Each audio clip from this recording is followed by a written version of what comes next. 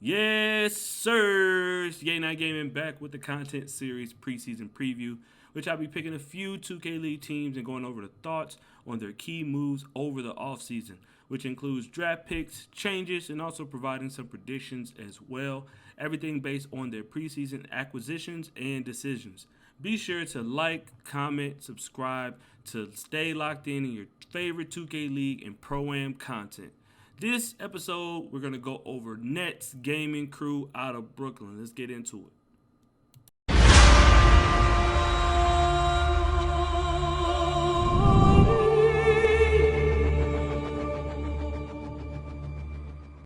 Nets GC was able to get to the playoffs last year and finish with a regular season record of 8-8. They brought back retaining player Chalk, who averaged 29.5 points a game and also put up 9.5 assists in the regular season. Over the offseason, they traded away a pick to Kingsguard Gaming for shots, traded rights for shuttles to Warriors Gaming Squad for Jen. Also, they traded randoms to Blazer 5 out in Portland for a draft pick. And then right before the draft, Jen gets suspended for the season for going against league policy, making it the second year in a row where a player on this roster has to sit out for a season.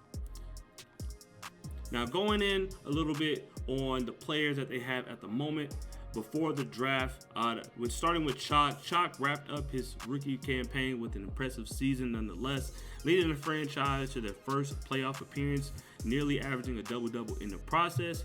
Had a handful of game winners and clutch performances to mark in the eyes of many as a success for the season. After a deal with the Kings, the Nets brought in 2K League journeyman Shots, entering his fourth season in the league and playing for his fourth organization.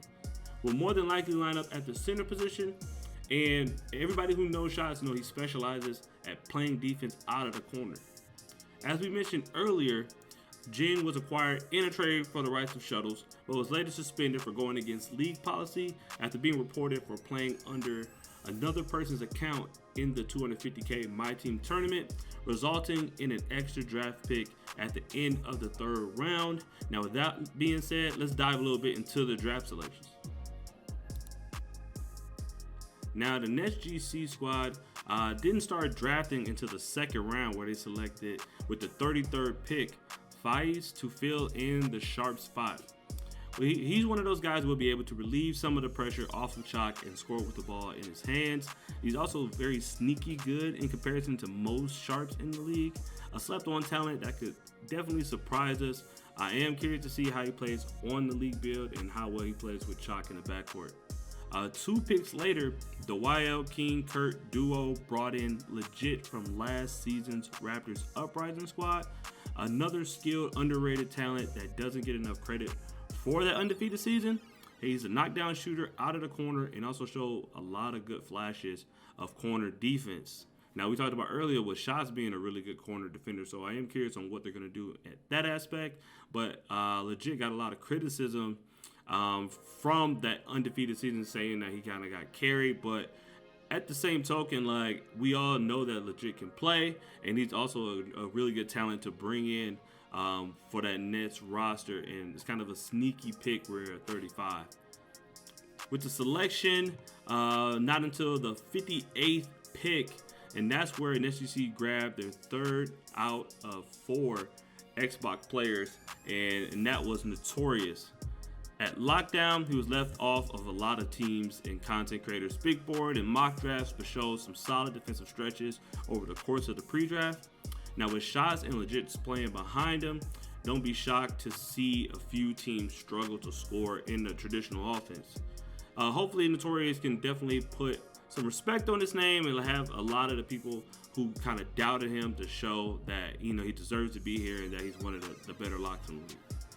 Now, to make up for the Jen suspension, the Nets used their last pick to snag Slay Island at the 60 spot.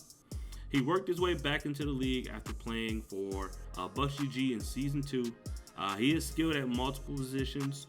In the Pro-Am circuit, he mostly lined up at center, but will run off-ball guard from time to time, and will also slide to the corner spot and play the 4. He's a solid guy to bring off the bench and kind of plug him in wherever you need him, and he's not And he's familiar with the league style play. So it's glad to see him kind of crawl back in the league. But with the draft grade, it's going to be tough to say, but I had to give them give me a second here, a C+. Just because they really took a big risk on drafting a lot of like the sneaky good talent. They didn't really go for the names, which can work really well in their favor. That way everybody kind of buys in and everybody buys into the system right away. Or it kind of backfires and they just don't match up talent-wise with other squads. So it's really going to come down to how things go on the stage. Now, I don't think the picks that they made were bad per se, but I do think they are risky, especially looking back at a couple of the players that were still on the board at the time. I was just curious on the decision making behind them, but again, they can all turn out to be really good, talented players in the league, and it can make the Nets a better team. But I do want to touch on why the Nets decided to trade everyone away especially after making the playoffs the prior season. There are in-game audio takes and reports from a couple players that there was a bit of toxicity in the locker room. Commentators and talk show analysts have spoken about how it can be hard to play with Chalk. Now they're bringing in Shots, who is also a vocal leader as well. And I just wonder how each player will be able to coexist if the team isn't winning games. Which leads to my concerns for the team. I'm unsure on how good Faiz and Notorious will be. Like I was kind of saying earlier, there's sneaky good talent in Pro-Am. But at the same time, it's really tough to really know how good they're going to be until the game is played. And I know it's one of those things we always say, you won't know until the game is played. But I think looking at some of the talent that was available at the time that they got picked, I just want to know how it looks. So also, will Chalk be able to repeat the same type of regular season with there being higher expectations? I think last year he definitely proved a lot of haters wrong, thinking that he couldn't play point guard on a league build, and he played really well. He played his ass off. But this year around, there's higher expectations for him. He kind of have to match that or play better in order for the Nets to make another trip to the playoffs. And my third concern is who will be the alpha of the team. I'm like, of course you want to look at the squad and automatically think Chalk, but at the same time, like, Shots is not he's not gonna let anybody step on his toes. So I wonder how the communication is gonna go with that team, especially when they maybe drop a game here and there. What happens if they lose 2 or 3 games? What's gonna happen?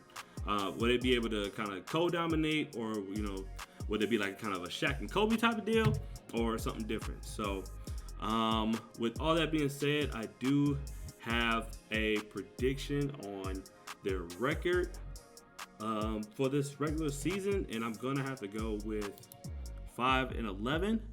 I know that's kind of rough, mainly because they have so many draft picks, and I don't know how good they're gonna be, and I don't know how good Chalk is gonna be this year. I just didn't see enough of him in pre-draft, but I didn't see a ton of him last year, and he looked really good. So we never know in that aspect, and I don't know what's going to happen in terms of like the communication, how everybody's going to get along, chemistry-wise.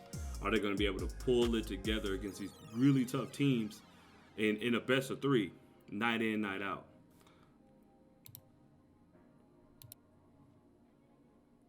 Now that wraps up this episode of Preseason Preview. I do appreciate all of those who chose to watch to the end. Don't be afraid to let me know what you think in the comments below. Also, don't forget to like and subscribe to lock into more 2K League and Pro-Am content. I drop my socials below the video if you wish to follow me. Click on the links on the screen to enjoy the other Preseason Preview episodes, watch Pro-Am matchups, or enjoy some of the music that I release. Till next time, take care and stay safe. Yes, sir!